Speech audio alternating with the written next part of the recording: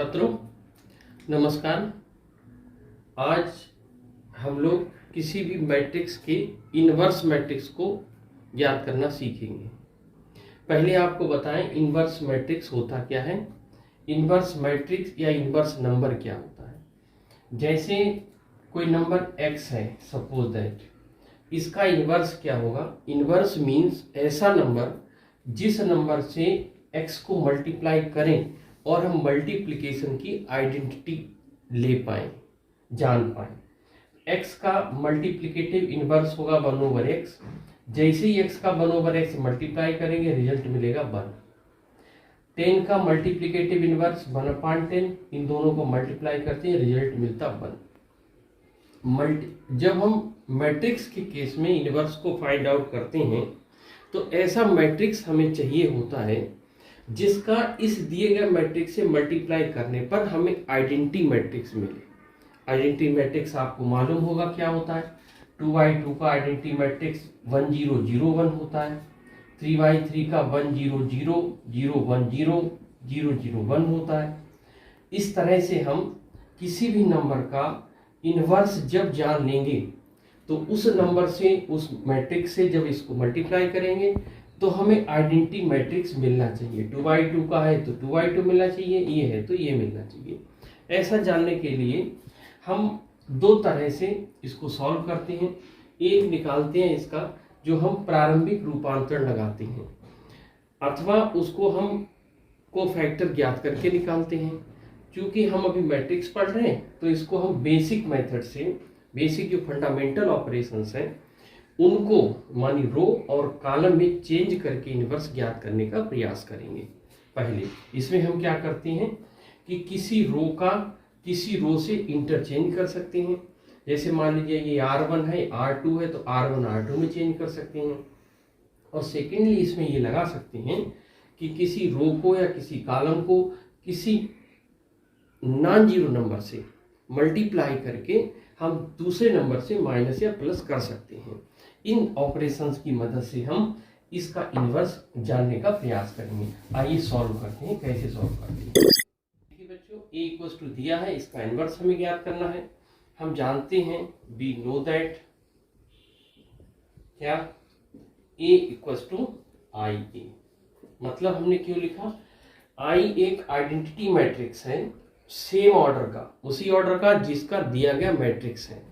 जैसे ही इसमें हम मल्टीप्लाई करेंगे a से तो उसमें कोई चेंज नहीं आएगा, a equals to i a ही रहेगा, या i इंटू a की वैल्यू a के बराबर ही रहेगी।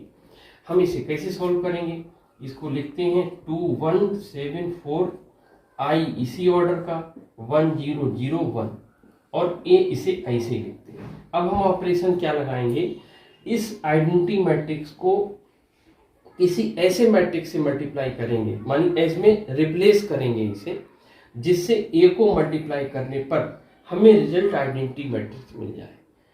ऑपरेशन क्या होगा ध्यान से समझिए कि लेफ्ट हैंड साइड में जो ऑपरेशंस लगाएंगे, मतलब या रो का ऑपरेशन लगाएंगे या कॉलम का, तो उसमें हम लेफ्ट साइड में आइडेंटिटी मैट्रिक्स बनाएंगे। आइडेंटिटी मैट्रिक्स के लिए इसकी इस जगह 0 होना चाहिए, इस जगह 0 होना चाहिए और इन दोनों पर 1 1 होना चाहिए। ऐसा करने में दोनों ओर सेम ऑपरेशन अप्लाई करेंगे। जो काम यहाँ करेंगे वही काम यहाँ करेंगे, जिससे कि इसकी इक्वलिटी पर कोई फर्क नहीं पड़े।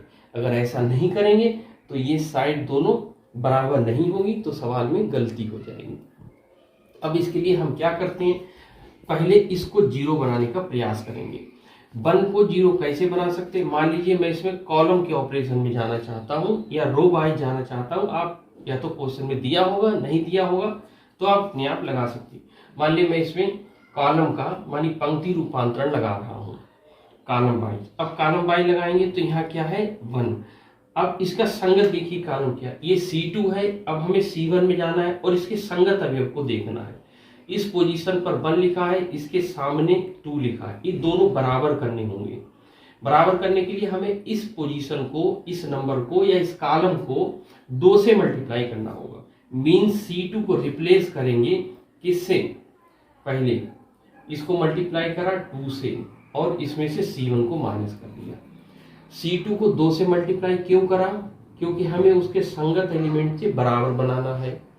और इसमें से C1 को माइनस कर देंगे 2 से गुणा करने के बाद, तब इस पोजीशन पर हमें 0 मिलेगा।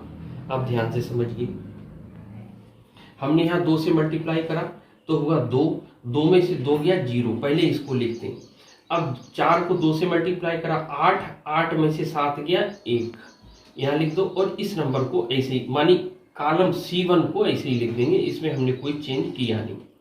अब दूसरी तरफ आइए, आपने C1 में कोई चेंज किया नहीं, इसको ऐसे ही लिख दीजिए। C2 में क्या करना है, C2 को 2 से मल्टीप्लाई करने के बाद C1 को माइनस करना है। इसको 2 से मल्टीप्लाई करेंगे, इसमें कोई चेंज नहीं आना, 0 का 0 ही रहेगा। संगत अवयव को माइनस करेंगे, 0 में से बन जाएगा, मिलेगा माइनस का 1। इसको 2 से मल्टीप्लाई करा तो मिला 2, और 2 में से 0 को माइनस करेंगे तो यहाँ मिलेगा 2, और इसको ऐसे लिखेंगे, इसमें कुछ करना नहीं, एक काम हो गया। अब सेकेंड एलिमेंट को, मतलब यहाँ पर 0 लाएंगे, यहाँ छोड़ दीजिएगा, इसको कोई नॉन जीरो नंबर आने दीजिएगा, इसे बाद में एडजस्ट करेंगे। यहाँ पर 0 लाने के लिए अब इस एलिमेंट को देखिए, जब हम C2 का 7 गुना यदि इस एलिमेंट से माइनस करेंगे तो यहाँ 0 मिलेगा। ये पहचान है आपको जानने के लिए। तो C1 को अब हम रिप्लेस कर देंगे किससे, C1 माइनस C2 से। क्यों ऐसा करा, पहचान क्या है, इन दोनों एलिमेंट को बराबर करना है। कभी कभी इसको मल्टीप्लाई करने से ये बराबर हो जाता है, कभी कभी यहाँ मान लो 2 है, यहाँ 3 है, तो हमें इन दोनों के एलसीएम के बराबर नंबर करना पड़ता। तो इसे मान लो यहाँ 2 और 3 है, तो इसे 3 से मल्टीप्लाई करेंगे 6 होगा, यहाँ 2 है तो इसे मानी जो भी है, तो दोनों को बराबर करना होगा। इसमें एक ही मल्टीप्लाई करके बराबर आ गया। आइए सॉल्व करते हैं। अब हमने C1 में ऑपरेशन लगाया, C2 का 7 गुना C1 में से माइनस करेंगे। देखिए इसका 7 गुना करेंगे तो 0 रहेगा, 2 में से 0 जाएगा, 2 ही बचेगा। इसका 7 गुना 7 होगा, 7 में से 7 गया 0 बचा, और यहाँ 0 1, इसमें कुछ किया नहीं। दूसरी तरफ आइए, C1 में से इसका 7 गुना माइनस करना, ध्यान समझना। इसका 7 गुना करेंगे तो 7 आएगा, 1 में से माइनस के 7 करेंगे तो प्लस के 7 हो जाएंगे, रिजल्ट मिलेगा हमें 8। ध्यान समझना, इसको हमने करा 7 से मल्टीप्लाई तो आया माइनस का 7, और 1 में से माइनस के 7 घटाएंगे तो प्लस के 7 हो जाएंगे, तो 1 + 7 8 आ जाएगा। और इसका 7 गुना माइनस करेंगे तो यहाँ हो गया 14, 0 में से 14 गया माइनस का 14, -1 और 2 इधर आ गया a। अब देखिए यहाँ 1 हमें चाहिए क्या, 2×2 का आइडेंटिटी मैट्रिक्स। 2×2 का आइडेंटिटी मैट्रिक्स होता है 1 0 0 1। ये देखिए 0 और 1 है, यहाँ पर 2 है, तो इस 2 को हमें 1 बनाना है। इसके लिए C1 को 2 से भाग कर दें। अब हम C1 रिप्लेस्ड बाई 1/2 C1। हमने क्या करना है कि C1 को के हर एलिमेंट को 2 से भाग करना है। तो जैसे ही C1 के हर एलिमेंट को 2 से भाग करेंगे तो यहाँ क्या मिलेगा, देखिए यहाँ पे समझ लीजिए, 2 से हमने डिवाइड करा तो यहाँ मिला 1 और यहाँ मिला 0। 0 और 1 इसको ऐसे ही लिख देंगे, इक्वल्स टू 2 से इसको डिवाइड करना है, 4 को 2 से भाग 8 को 2 से करेंगे तो 4 मिलेगा, और 14 को करेंगे तो माइनस का 7 मिलेगा, -1 और 2 इधर a। C2 में हमने कुछ करना नहीं है क्योंकि यहाँ 0 और 1 ऑलरेडी है, इसलिए इसमें कुछ किया नहीं। अब देखिए हमने A1 को किसी A मानी कोई मैट्रिक्स जो दिया है वही है, यहाँ लिखा नहीं, आप लिख सकते हैं।